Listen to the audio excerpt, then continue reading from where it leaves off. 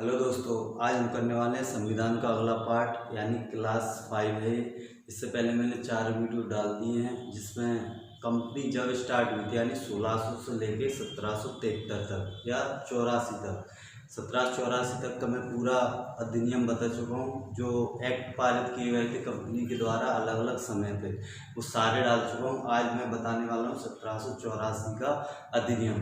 तो इस वीडियो को देखने से पहले आप इससे पहले के जो वीडियो डाले हैं वो वाले देखें, जिससे आपको आगे के वीडियो समझ में आ सके।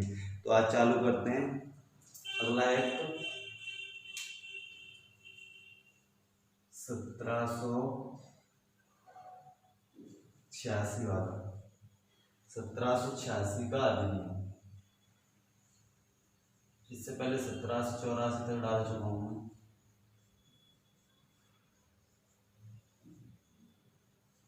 1784 का जो अधिनियम था, इस अधिनियम में जो गवर्नर जनरल हुआ करता था, गवर्नर जनरल को एक पावर दी गई जिसको बोलते हैं वीटो पावर। यानी कि गवर्नर जनरल को बहुत बड़ी पावर दी गई थी, बहुत बड़ा अधिकार दिया गया था जिसको बोलते हैं वीटो पावर। इस एक्ट के माध्यम से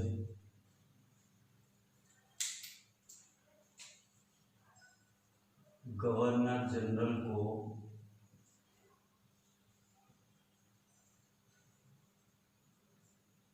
जो गवर्नर जनरल हुआ करता था कंपनी का, उसको एक अधिकार दिया गया या पावर दी गई जिसको हम वीटो पावर बोलते हैं। वीटो का अधिकार दिया गया था, वीटो का अधिकार।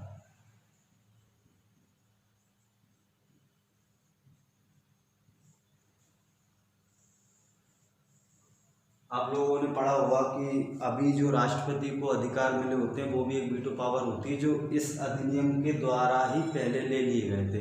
यानी कि जो अभी कानून चल रहा है अपने देश में या संविधान जो है, वो पूरा संविधान धीरे धीरे अंग्रेजों द्वारा ही बनाया गया ऐसा बोल सकते हैं हम, क्योंकि अंग्रेजों के द्वारा अलग अलग समय पे अलग अलग आर्टिकल पास किए गए, अधिनियम पास किए गए, एक्ट पास किए गए, जिनके द्वारा आगे चल के भारत में वो चीज़ें अपना ली गई थी। तो जो वीटो का अधिकार है, वीटो का अधिकार अभी भारत में राष्ट्रपति को दिया गया है या राष्ट्रपति के पास होता है। तो वीटो 3 प्रकार की होती हैं। एक होती है पूर्ण वीटो,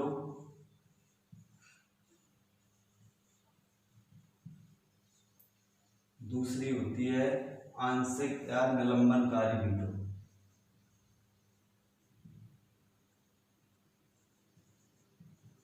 निलंबनकारी वीटो, और तीसरी होती है पॉकेट वीटो।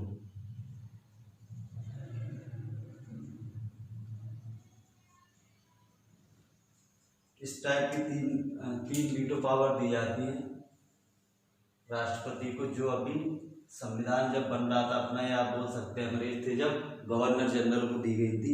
और ये जो वीटो दी जाती है वह वीटो में बता देता हूँ किस तरीके की होती है।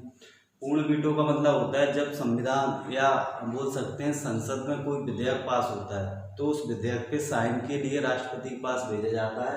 अगर पूर्ण वीटो, राष्ट्रपति के पास 3 अधिकार होते हैं। पूर्ण वीटो मतलब होता है कि जब संविधान वो संसद के द्वारा कोई विधेयक पास किया जाएगा तो राष्ट्रपति उस पर साइन कर देगा, यानी पूर्ण वीटो है, वो उस पर दस्तखत कर देगा और पारित कर सकता है। और तीसरा जो अधिकार है निलंबनकारी वीटो, इस निलंबनकारी वीटो के अधिकार के तहत राष्ट्रपति क्या कर सकता है, साइन नहीं करता, बस करके अधिकार कि उस अधिनियम या जो बिल पास किया जाता है संसद में, उस बिल को थोड़ा सुधार के लिए वापस से भेज देता है। वो साइन नहीं करता, ये पूर्ण वीटो में पूर्णतः साइन कर देता है पारित करने के लिए, और निलंबनकारी वीटो में वह उसको संशोधित करने के लिए भेजता है। और जो पॉकेट वीटो रहता है, पॉकेट वीटो के अधिकार के तहत राष्ट्रपति जो बिल पास किया जाता है संसद में, जो कोई भी अधिनियम पास किया जाता है, उसको जैसे लेटर आता है उस पर साइन करने के लिए, तो वो जेब में रख के भूल जाता है, या भूलता नहीं, बोला जाता है भूल जाता है, लेकिन वो रख लेता है, ना वो जवाब देता, ना साइन करता, कुछ नहीं करता, तो वो पॉकेट वीटो इसलिए बोला जाता है। 3 टाइप की वीटो प्राप्त रहती है राष्ट्रपति को, और यही वीटो किसको दी गई थी, 1786 के अधिनियम द्वारा गवर्नर जनरल को तीन टाइप की वीटो दी गई थी। और इस ही अधिनियम द्वारा इस अधिनियम द्वारा ही गवर्नर जनरल को प्रधान सेनापति बना दिया गया था। गवर्नर जनरल को प्रधान सेनापति बना दिया गया था, सेनापति।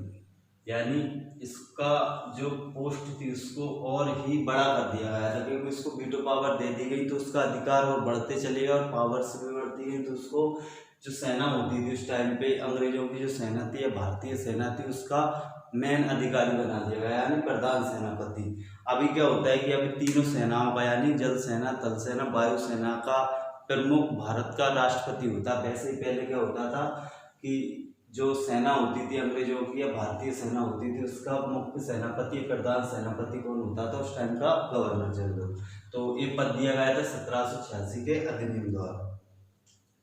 और पहला जो प्रधान सेनापति बना था उसका नाम था Lord Cornwallis. Lord Cornwallis. Lord Cornwallis पहला प्रधान सेनापति था उस टाइम का, तो इसको याद कर लेना आप। आपसे एक बात बोलना चाहूँगा कि जब मैं ये पढ़ाता हूँ तो आप एक कॉपी में ये पूरा लिखते चलें, जिससे क्या होगा कि आप जब रिवीजन करेंगे तो आपको ध्यान आ जाएगा। उस टाइम पे आप थोड़ा सा देख लोगे तो पूरा रिवीजन हो जाएगा। तो ये पूरा ऐसा कैसा बनाते चले या इसका स्क्रीनशॉट लेते चले तो आप देख सकते हैं, नेट नहीं होगा तो भी देख सकते हो। इस एक्ट के बाद में इतना सा ही था। इस एक्ट के बाद में एक एक्ट पारित और किया गया था जिसको बोलते हैं 1793 का चार्टर एक्ट। 1793 का चार्टर एक्ट। 1793 का चार्टर एक्ट पारित किया गया था इस 1786 के एक्ट द्वारा। एक मिनट।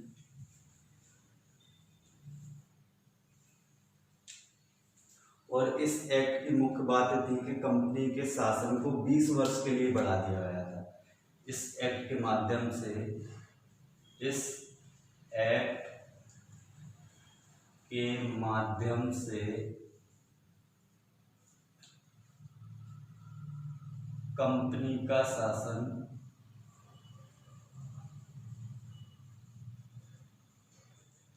20 वर्ष के लिए बढ़ा दिया गया था।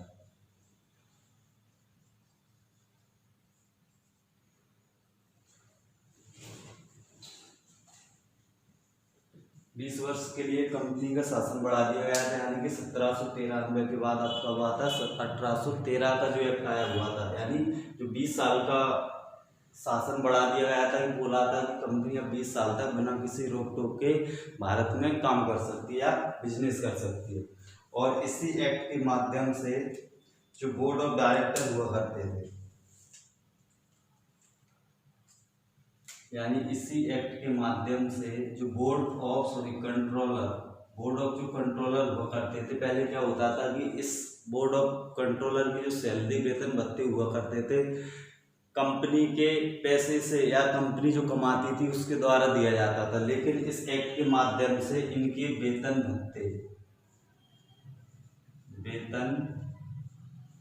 भत्ते भारत की संचित निधि से दिए जाने लगे। यानी भारत की संचित निधि से दिए जाने लगे।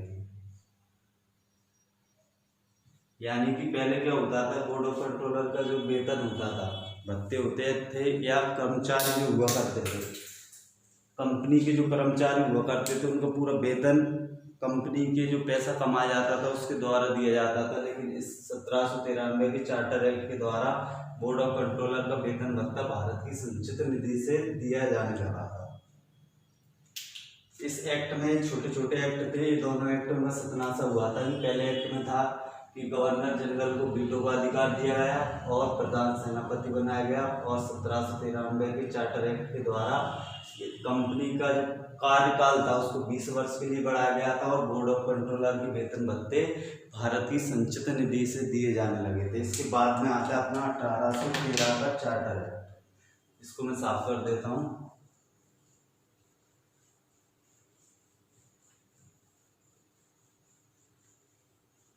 अब आता है अपना 1813 का चार्टर।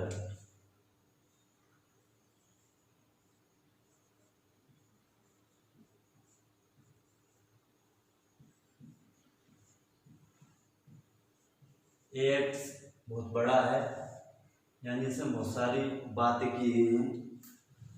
बोला जाता है कि हुआ था, वैसे तो बोल सकते हैं कि इस एक्ट के माध्यम से 1813 के अधिनियम के माध्यम से भारत में, इस एक्ट के माध्यम से भारत में ईसाई मिशनरियों का आगमन हुआ था। भारत में ईसाई मिशनरियों का आगमन, ईसाई मिशनरियों को बोलते हैं, जैसे कि हम कह सकते हैं कि ईसाई मिशनरियों का मतलब है कि भारत में अंग्रेजी यानी अंग्रेजों का जो धर्म था उस धर्म को भारत में फैलाने के लिए कुछ लोग आया, कुछ टीमें लाई गई जिनके द्वारा भारत में जो धर्म था धर्म का कन्वर्जन किया जा सके, यानी भारतीयों को ईसाई बनाने के लिए है मिशनरियां भारत में आई हुई थी। और इनका काम था भारत में धर्म का प्रचार करना, भारत में धर्म का प्रचार करना इनका मुख्य काम था। यानी कि ब्रिटेन चाहता था, ब्रिटेन के जो लोग चाहते थे कि भारत में भी ईसाई धर्म पूरी तरीके से फैल जाए, और उससे क्या होता कि भारत में अगर ईसाई धर्म फैल जाता तो भारत में राज करना आसान हो जाता, क्योंकि पूरे ईसाई बन चुके होते। तो इसके बाद में जो 1813 का एक्ट था, इसमें एक पॉलिसी दी गई, यानी जो कन्वर्जन था ईसाई, पहले क्या होता था इस एक्ट के पहले, अगर कोई इंसान ईसाई धर्म अपनाता है तो उसको पैतृक संपत्ति से बेदखल कर दिया जाता था, यानी पिता की संपत्ति से बेदखल। लेकिन इस एक्ट के माध्यम से एक पॉलिसी लाई गई थी,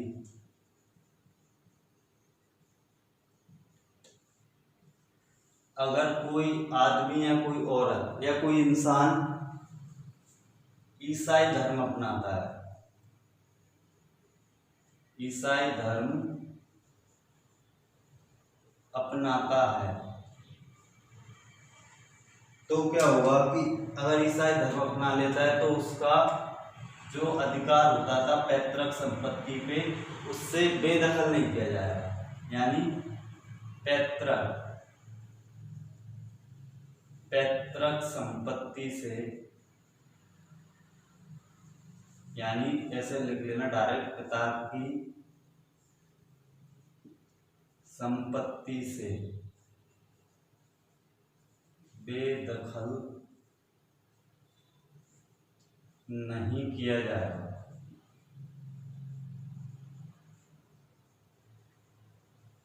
यानी अंग्रेजों की बहुत बड़ी चाल थी।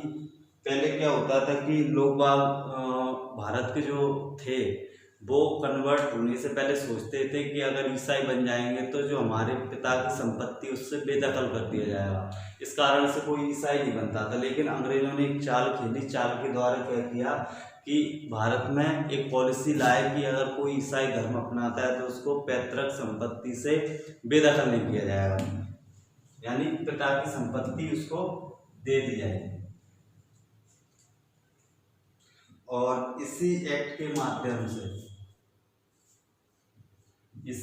के माध्यम से कंपनी का व्यापार पूर्णता नहीं किया था। चाय और चीन के साथ उसका व्यापार था, यानी कंपनी का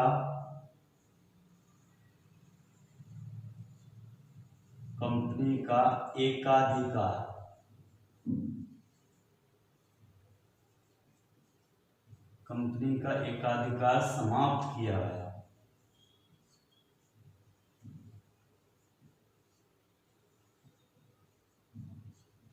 कंपनी का एकाधिकार, यानी पहले क्या था कि भारत में केवल ईस्ट इंडिया कंपनी ही व्यापार कर सकती है, लेकिन 1813 के चार्टर एक्ट के माध्यम से यह तय कर दिया गया कि भारत में अब कोई भी कंपनी या ब्रिटेन की जो भी जितनी भी निजी कंपनियां थी वो कंपनी भारत में आके व्यापार कर सकती है। लेकिन इसके माध्यम से मतलब एकाधिकार छीन लिया और बोल दिया गया था कि ब्रिटेन की और कंपनियां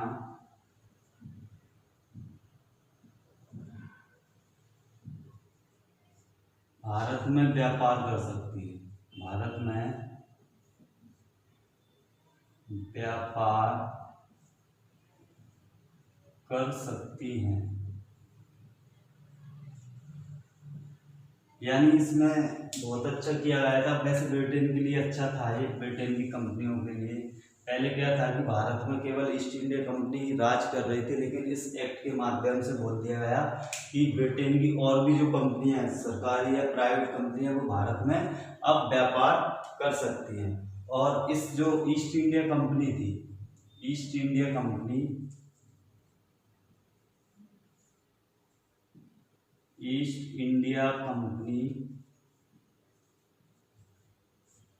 केवल अब चाय का और चीन का, यानी कि चाय का एकाधिकार छोड़ दिया और चीन के साथ, यानी जो चाय का व्यापार था, चाय का व चीन के साथ जो व्यापार था वो अभी भी ईस्ट इंडिया कंपनी को ही था। यानी चाय का व्यापार केवल ईस्ट इंडिया कंपनी ही करेगी, बाकी की कोई सी कंपनी नहीं करेगी। और चीन के साथ भी केवल ईस्ट इंडिया कंपनी ही व्यापार करेगी। और इस एक्ट के माध्यम से एक और बहुत ही सही तरीके, बहुत ही एक चीज लाई गई, यानी एक अच्छा किया गया था भारत के लिए, बोल सकते हैं कि भारतीय शिक्षा के लिए, भारतीय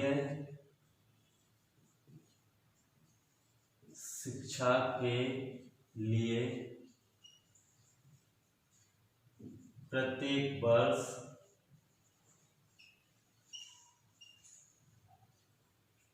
1 लाख रुपए, यानी भारतीय शिक्षा के लिए प्रत्येक वर्ष 1 लाख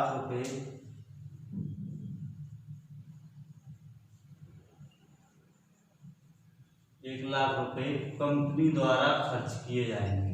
यानी पहले क्या था कि भारत के लिए कोई शिक्षा पद्धति नहीं लाई गई थी, यानी कि भारत के लिए कोई पैसा या फंडिंग नहीं होती थी शिक्षा के लिए। लेकिन इस एक्ट के माध्यम से भारतीय शिक्षा के लिए प्रत्येक वर्ष 1 लाख रुपए देने की बात कही गई। और ये बात इसलिए की गई क्योंकि कंपनी चाहती थी कि भारत में जो कर्मचारी होते हैं, भारतीय कर्मचारी जो होते हैं, उनको इंग्लिश नहीं आती थी। तो इन लोगों ने सोचा कि अगर भारतीयों को शिक्षित किया जाए, अंग्रेजी मीडियम, इंग्लिश मीडियम के लिए शिक्षा थी, इंग्लिश मीडियम का, क्योंकि भारत में वो चाहते थे कि भारतीय भी इंग्लिश सीखें और हमारी कंपनी में अच्छा काम करें। इसलिए मतलब टाइप का काम हो रहा था इसमें।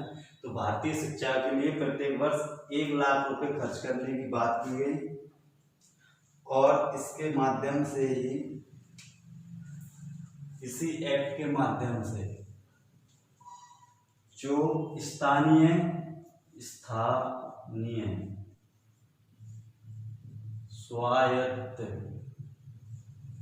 स्वायत्त संस्था जो होती थी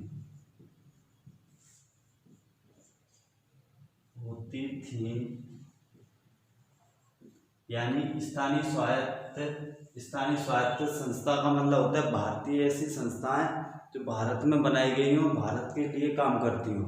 तो उनको अधिकार दे दिया गया कि अब टैक्स वसूलने का काम ये करेंगे। यानी इनको भी अधिकार दे दिया गया था कि टैक्स ले सकती हैं। यानी पहले टैक्स लेने का केवल अधिकार किसके पास था? ईस्ट इंडिया कंपनी के पास था। लेकिन इस एक्ट के माध्यम से बता दिया गया कि स्थानीय स्वायत्त जो कंपनियां होती हैं वो भी टैक्स वसूल सकते हैं, यानी करारोपण कर सकती हैं, करारोपण कर सकती हैं। करारोपण का अधिकार दे दिया गया इनको। और इसी एक्ट के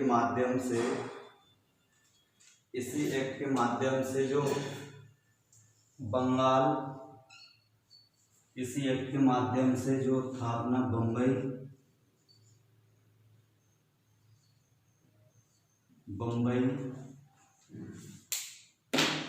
कलकत्ता,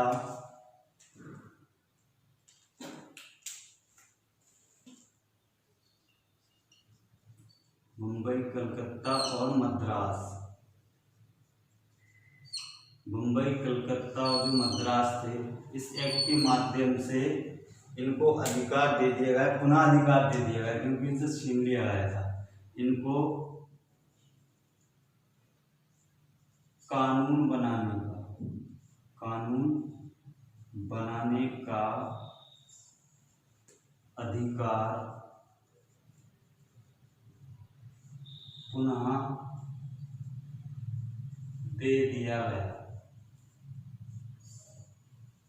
यानी अब इन तीनों जगह ये लोग कानून बना सकते हैं, यानी पूरा दोबारा से अधिकार दे दिया गया। स्टार्टिंग में अधिकार था इनके पास, लेकिन छीन लिया गया था। फिर से 1813 के एक्ट के द्वारा बम्बई, कलकत्ता, मद्रास को अधिकार दे दिया गया कि ये वहाँ पर कानून बना सकते हैं। लेकिन ये जो कानून बनाएंगे वो कानून बोर्ड ऑफ डायरेक्टर के अंडर में रहकर ही बनाएंगे, यानी थोड़े इनके पे कानून सख्त कर दिए गए, लेकिन इनको अधिकार दे दिए गए थे कि ये कानून बना सकते हैं। और इसी एक्ट के माध्यम से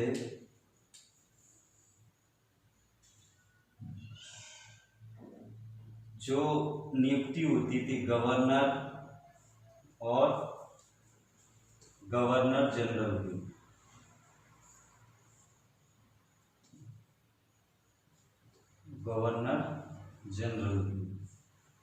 नियुक्ति जो होती थी,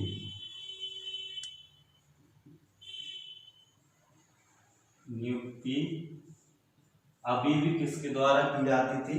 ब्रिटेन के सम्राट द्वारा नियुक्ति की जाएगी, ब्रिटेन के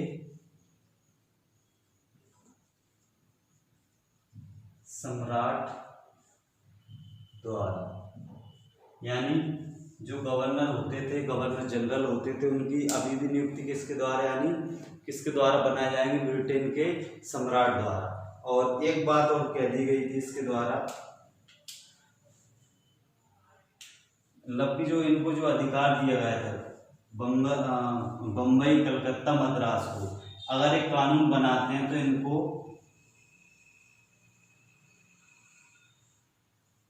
ब्रिटेन की संसद की अनुमति लेना पड़ेगी, ब्रिटेन की संसद की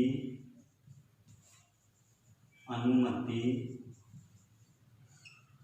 लेना अनिवार्य करती है।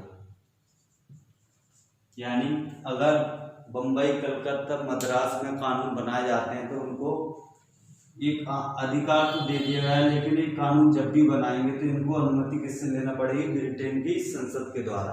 तो 1813 के इस एक्ट में इतनी सारी चीजें हुई थी, बहुत सारे कानून लाए गए थे। मुख्य तो क्या था कि अंग्रेजों द्वारा भारत में ईसाई मिशनरी लाई गई, भारत में धर्म के प्रचार के लिए, और एक पॉलिसी पास की गई थी, अगर कोई ईसाई धर्म अपनाता है तो ईसाई धर्म अपनाने के बाद भी उसको पैतृक संपत्ति से बेदखल नहीं किया जाएगा। क्योंकि वो क्या रहा था, पहले अगर कोई ईसाई धर्म अपनाता था तो उसको पैतृक संपत्ति से बेदखल कर दिया जाता था। इसके द्वारा कह दिया गया कि पैतृक संपत्ति से बेदखल नहीं किया जाएगा, क्योंकि उनकी साजिश थी कि ज़्यादा से ज़्यादा लोग ईसाई धर्म अपनाएं। और इसके माध्यम से कंपनी का एकाधिकार समाप्त कर दिया गया था, यानी 1600 से लेकर 1813 तक कंपनी पूर्णतः, यानी एक ही कंपनी भारत पे राज कर रही थी, यानी पूरा व्यापार देखती थी। लेकिन इस एक्ट के माध्यम से एकाधिकार छीन लिया गया और ब्रिटेन की ओर से ब्रिटेन की जो और कंपनियां थी उन कंपनियों को अधिकार दे दिया गया कि भारत में व्यापार कर सकती हैं। लेकिन ईस्ट इंडिया कंपनी को चाय का व्यापार करने के लिए भी अभी भी एकाधिकार था और चीन के साथ। और मुंबई, मद्रास, कलकत्ता में जो प्रेसिडेंसियल थी उनको पुनः अधिकार दे दिया गया, वो कानून बना सकती हैं बशर्ते ब्रिटेन की संसद से अनुमति लेके। और स्थानीय स्वायत्त जो संस्था होती है तो उनको अधिकार दे दिया गया कि वो भारत में टैक्स वसूल सकती है। इतना सारा इस एक्ट के माध्यम से किया गया था। अगले वीडियो में हम पढ़ेंगे 1833 का चार्टर एक्ट पढ़ने वाले हैं। तो आज के लिए इतना ही। Thank you. पूरा वीडियो देखें, देखने के बाद समझें, समझ में आए तो लाइक करें, सब्सक्राइब करें, शेयर करें।